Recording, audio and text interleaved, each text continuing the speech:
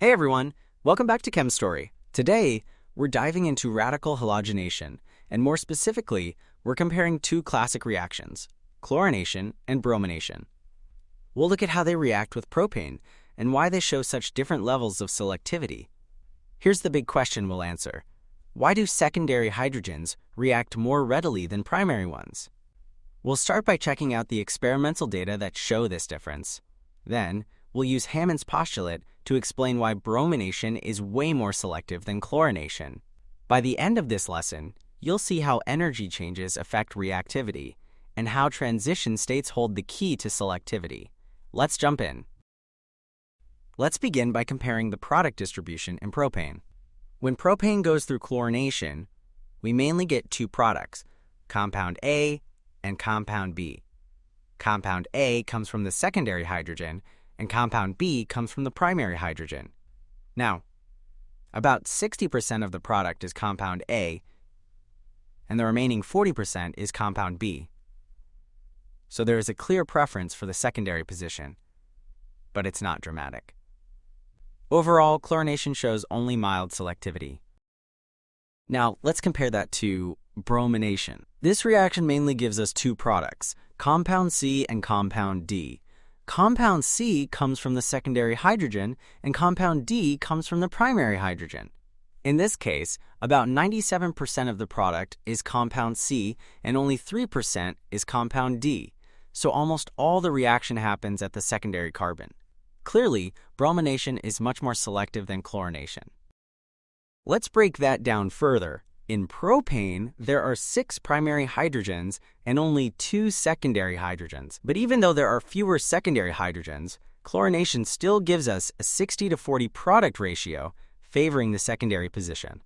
That means secondary hydrogens are reacting more than we'd expect based on their number.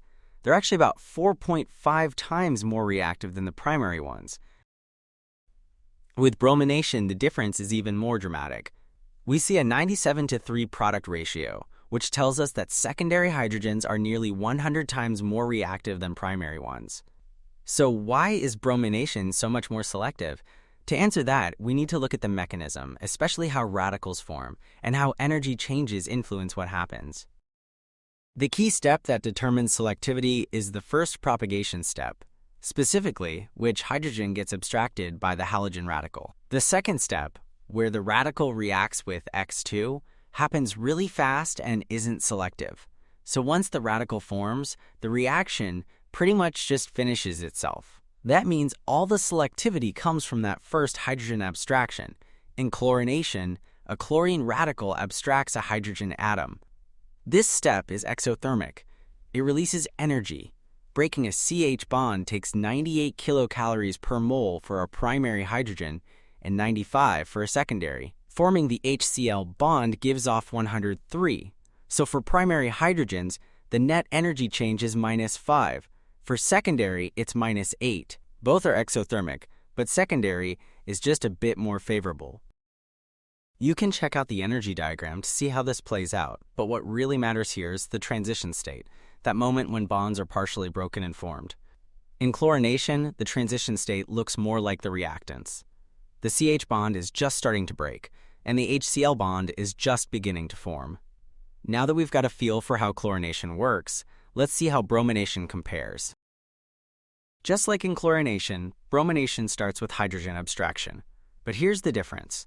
This step is endothermic, meaning it needs energy input. Breaking the CH bond takes the same energy as before, 98 for primary, 95 for secondary. But forming the HBr bond gives off only 88, which is much less than HCl. So now the net energy change is +10 for primary and +7 for secondary, both endothermic. Again, the energy diagram helps us see what's happening, but let's focus on the transition state. In bromination, the transition state looks more like the products. The CH bond is almost completely broken, and the HBr bond is nearly formed. So what actually determines selectivity? Is it whether the reaction is exothermic or endothermic? Surprisingly, no. That only tells us about the overall energy change, the thermodynamics. What really matters is the difference in activation energy between two possible reaction paths. That's what drives selectivity. So the next question is, Why do chlorination and bromination have different activation energy differences? To answer that, we need Hammond's postulate. Let's break down Hammond's postulate in simple terms. It says that the structure of the transition state will resemble whichever species, the reactants, or the products, is closer in energy. This idea is super useful when we're comparing chlorination and bromination because it helps explain why one is more selective than the other. Since chlorination is exothermic, the transition state is closer in energy to the reactants. And according to Hammond's postulate, that means the transition state also looks more like the reactants.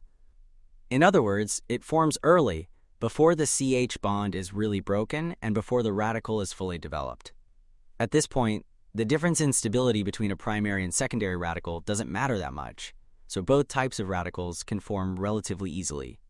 That's why chlorination shows only moderate selectivity. It doesn't strongly favor one type of hydrogen over the other. And if we look at the data, it backs this up. In chlorination, the relative reactivities of different hydrogens are 1.0 for primary, 3.9 for secondary, and 5.1 for tertiary. That means all three can react, and even primary hydrogens participate a fair amount. But with bromination, we're about to see a much more dramatic difference. Now, let's go back to bromination. Because it's endothermic, the transition state is closer in energy to the products. And by Hammond's postulate, that means it looks more like the products too. That means the transition state forms later, after the CH bond has nearly broken and the radical is almost fully formed. At this stage, radical stability makes a big difference. A secondary radical is way more stable than a primary one, so the pathway that forms the secondary radical is much more favorable. That's why bromination strongly prefers to abstract secondary or tertiary hydrogens. It's all about stabilizing that transition state. And the numbers really show how extreme that selectivity is. In bromination, the relative reactivities are 1.0 for primary, 82 for secondary, and 1600 for tertiary. Yeah, that's a massive difference. So to wrap it up, bromination is highly selective because of its late, product-like transition state. Chlorination, on the other hand, is only moderately selective because its transition state forms early and doesn't really reflect radical stability. It's not about whether the reaction is exothermic or endothermic. It's about how the energy landscape shapes the transition states, and that's where Hammond's postulate comes in. By understanding this, we can predict product outcomes more accurately, and we can choose bromination when we want high selectivity. Hope this breakdown helped make things clear, and I'll see you in the next lesson.